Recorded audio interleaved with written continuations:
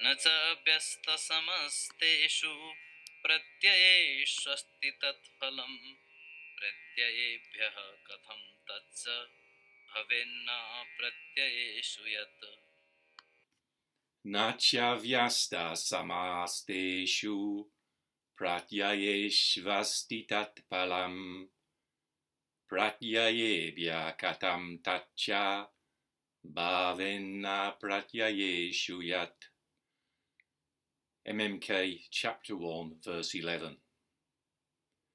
When that effect does not exist in causes separately or in combination, then how can that which is not in causes come to exist from causes? So on the face of it, this verse is a little bit difficult to understand, both its grammatical construction for a non-Sanskrit native speaker and the point that Nagarjuna is actually making. So we're now into the final stretch of 4 verses, 11, 12, 13, 14, which conclude the chapter. So to recap,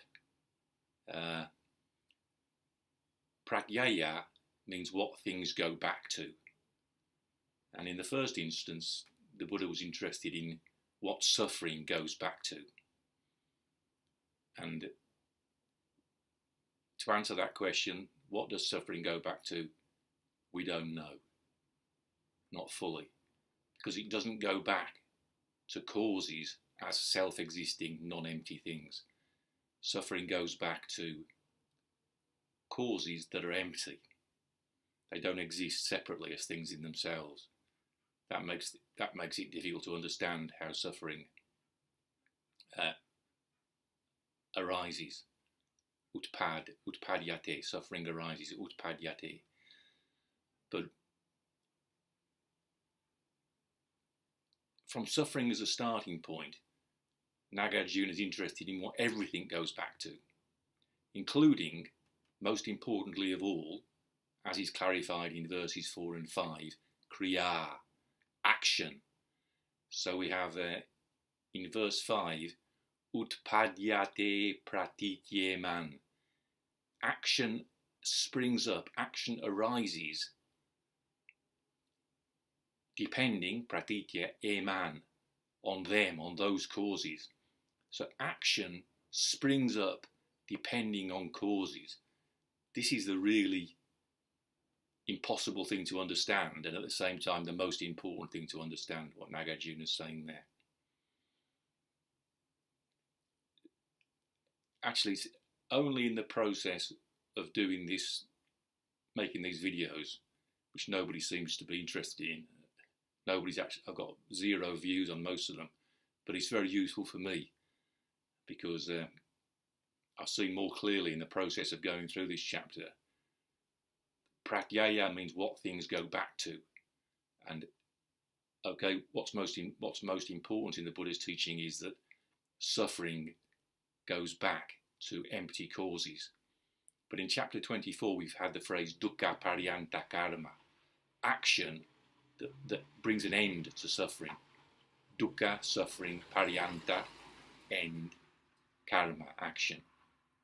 Both karma and kriya are from the verbal root kri, to do, to act.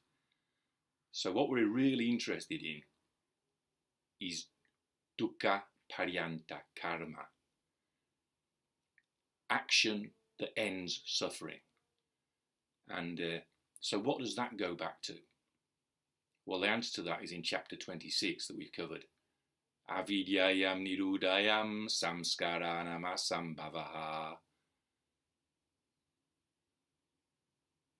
In the stopping of ignorance, there is the non-coming into being of samskaras. Avidyayam nirudayam samskaranam asambhavaha.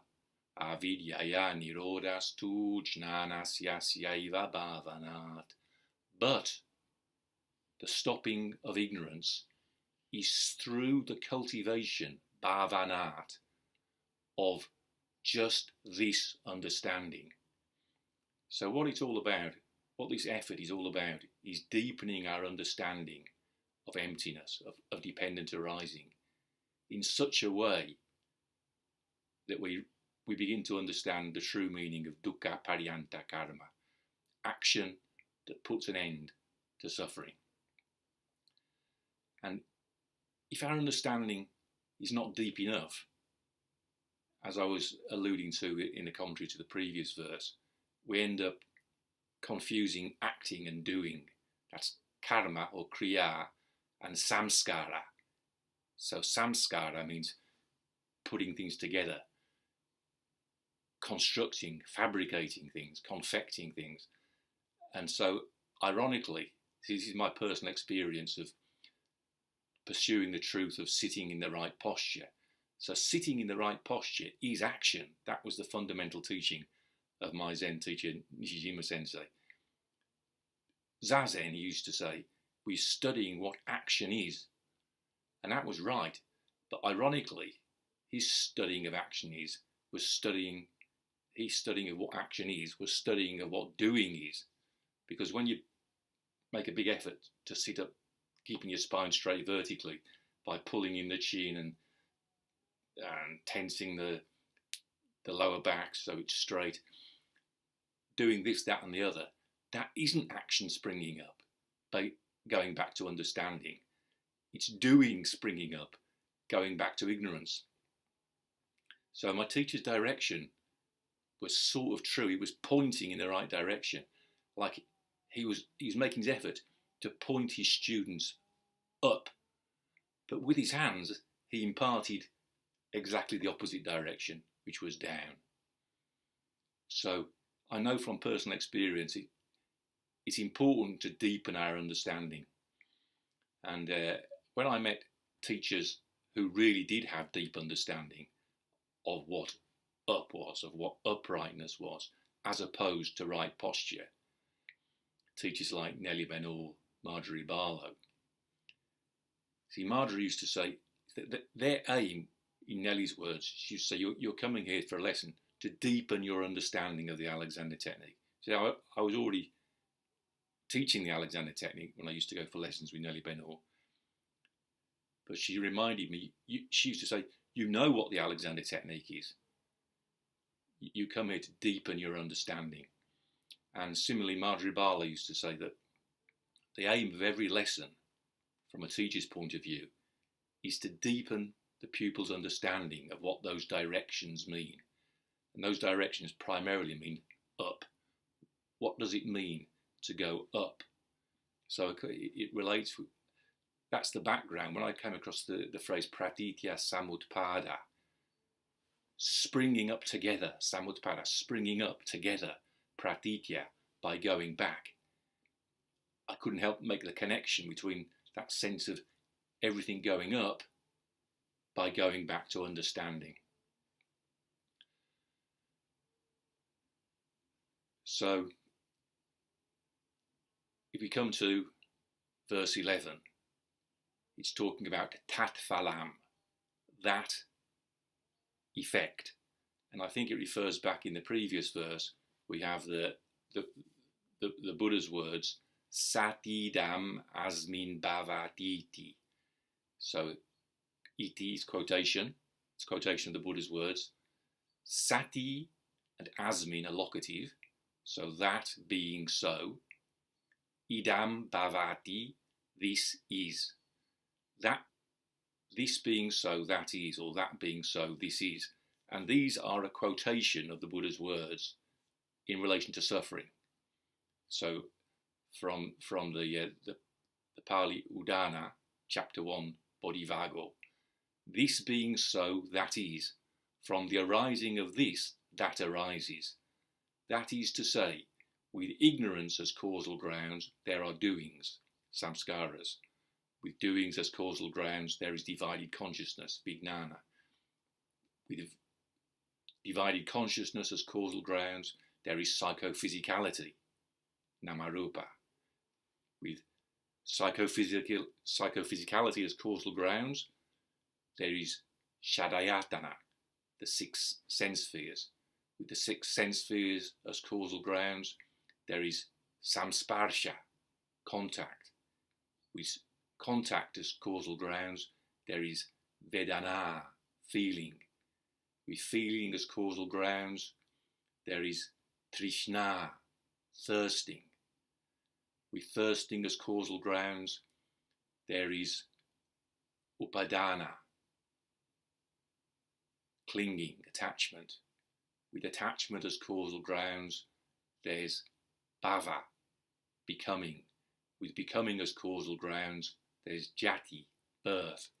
And with birth as causal grounds, there's dukkara, jara, marana, dukkadi, all the sufferings and so on of aging and death.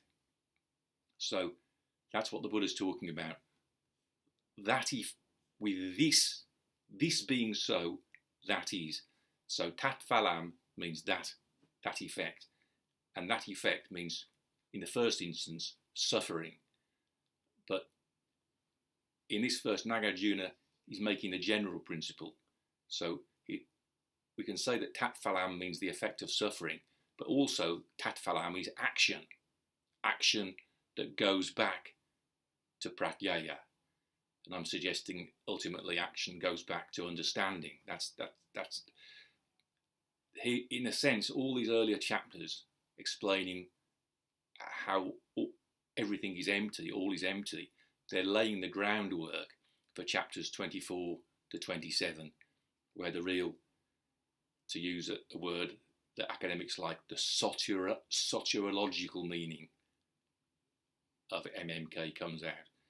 So the soteriological meaning means how it works in practice, how it leads us to redemption, to salvation in practice. And that's opposed to the ontological meaning, which is more to do with how things are, explaining what is. So the ontological point is that all is empty. There is no self-existing thing. But Nagarjuna is not primarily interested in that. The soteriological point is, what does action that ends suffering, what does that go back to? And so the answer to that really comes in the later chapters. It goes back to understanding. So, as I say, I'm depending in saying this on what I was taught, especially by Nellie Benoit and Marjorie Barlow. Or again, Ray Evans used to say, the reason we study reflexes and so on, although the reflex work is not directly related, you don't need to know about the reflexes to teach the Alexander technique or to understand the Alexander technique.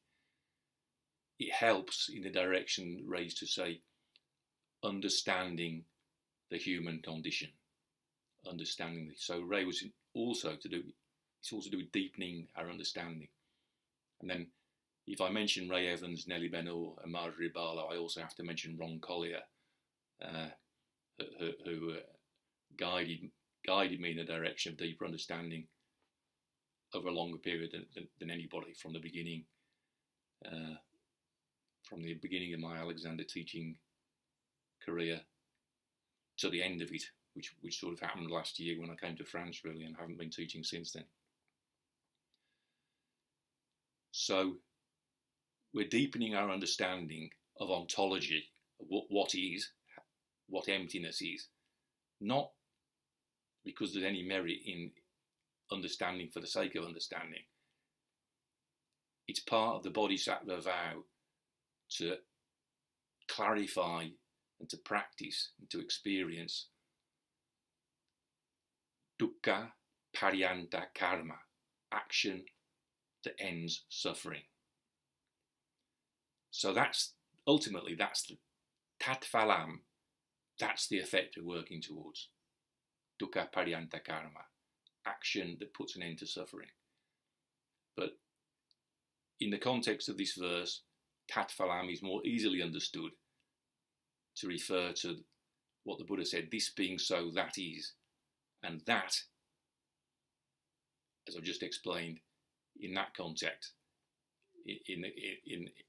was in relation to the dependent arising of suffering.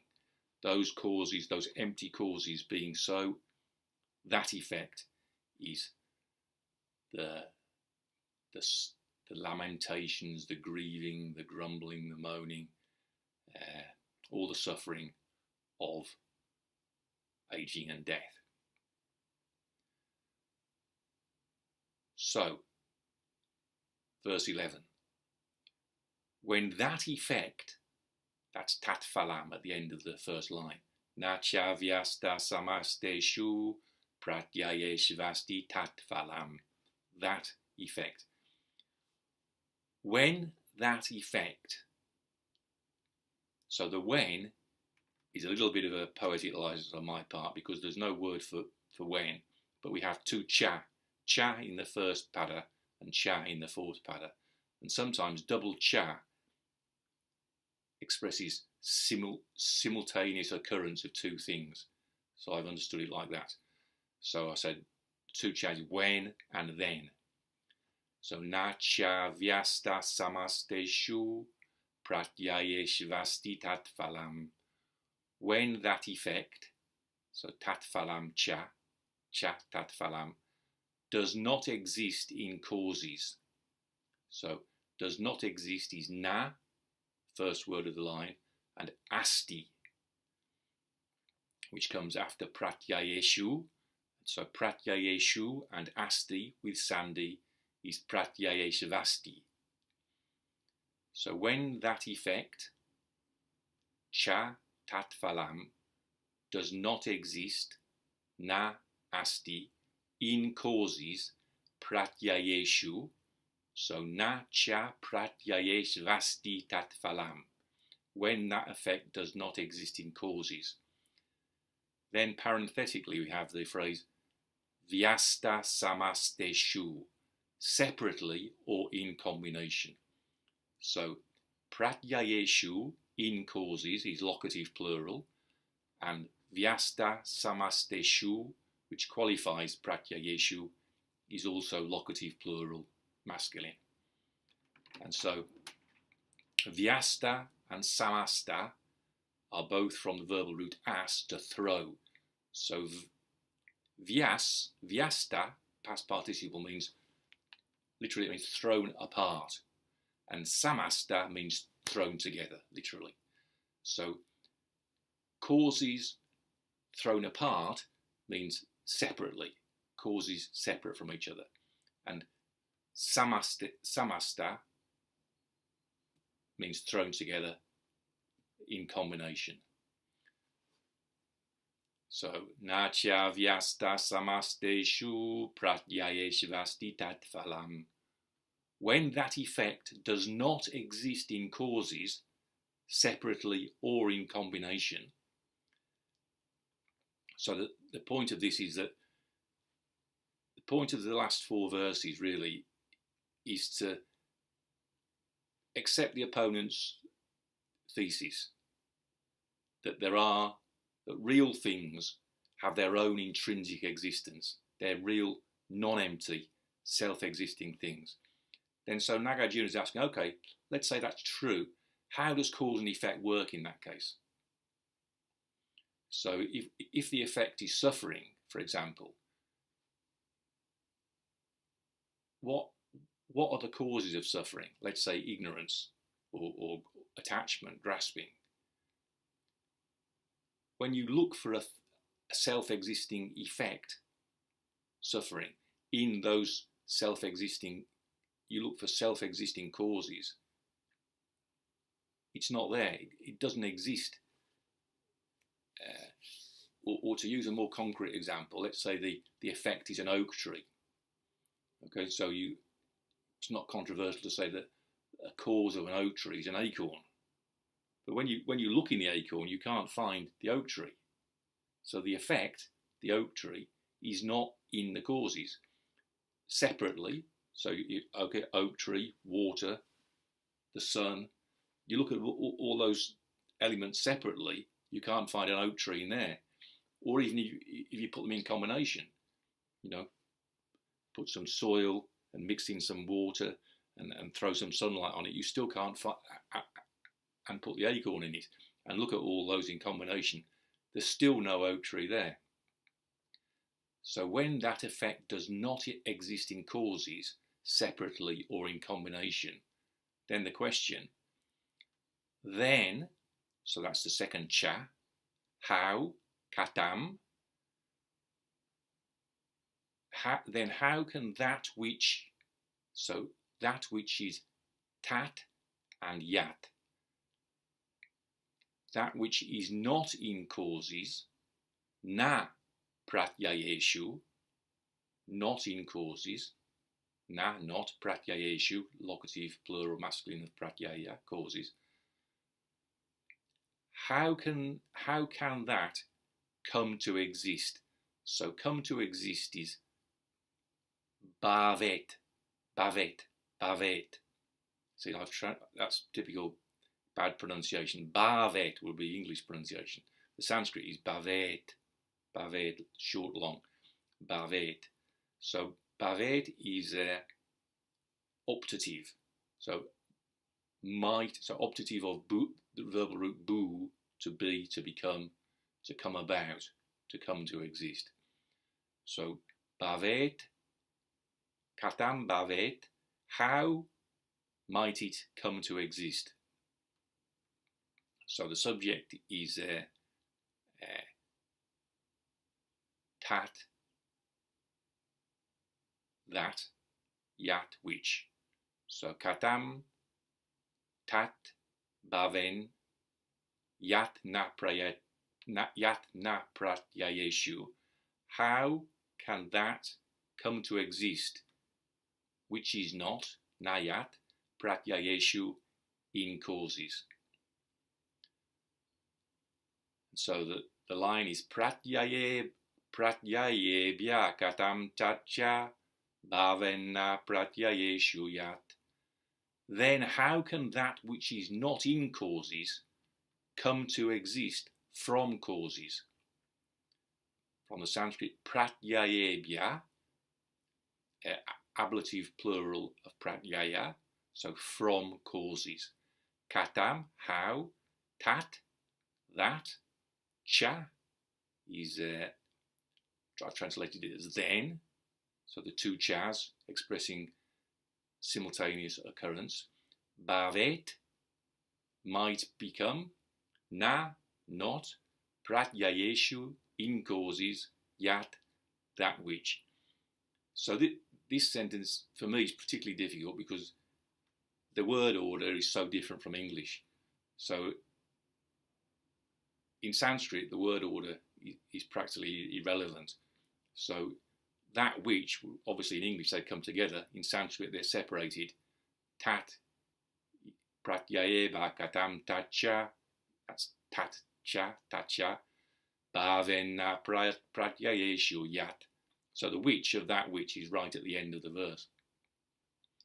So again, going from the Sanskrit, pratyayebhyaḥ, from causes, kathaṁ, how, tat, that, and then, bhavet, come to be, come to exist, na, not, pratyayeṣu, in causes, yat, which. Then how can that which is not in causes come to exist from causes? So then, cha, how can, kathaṁ, that which, tat, yat, is not in causes, na pratyayeṣu, come to exist,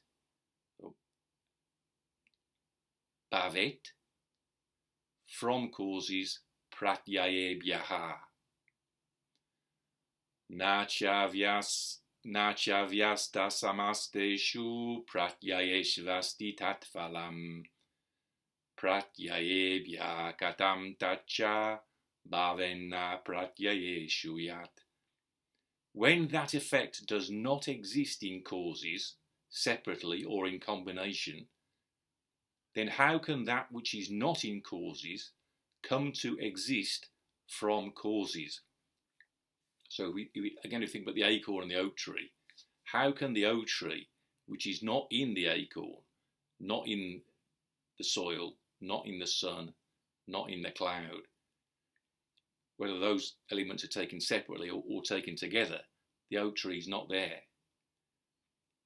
So how can an oak tree, which is not in its causes, come to exist from causes? So the answer is it can't. If those causes are non-empty, then none of them are susceptible to change. So the point is that in a non-empty world, cause and effect can't work, Nagarjuna is saying to the opponent. So, to put it the other way around, the reason an oak tree can grow is because the cloud doesn't exist as a thing unto itself. Because it's empty, it can rain. And because the acorn is empty, it can change from an acorn into a seedling when the cloud rains on it and the sun shines on it. All those things being empty, then the oak tree can grow. That's the point. And similarly, because suffering is empty, it can be ended by action. Because ignorance is empty, it can be stopped by deepening our understanding. So that's precisely what we're here making an effort to do. Not purely in an intellectual way, but sitting in full lotus and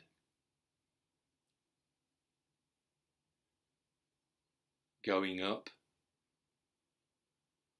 say by the grace of the Dharma, because we don't know what the action of sitting upright goes back to. It goes back, I'm suggesting on the basis of chapter 26, it goes back to cultivating understanding, but it also goes back to breakfast. And if the sun doesn't shine, the porridge oats won't grow. So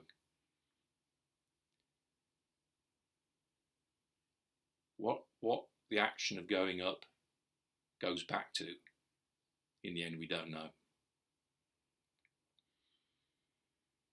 Na cha vyasta-samasteṣu pratyayeṣv asti tat phalam pratyayebhyaḥ kathaṁ tacha bhaven pratyayeṣu. When that effect does not exist in causes, separately or in combination, then how can that which is not in causes come to exist from causes?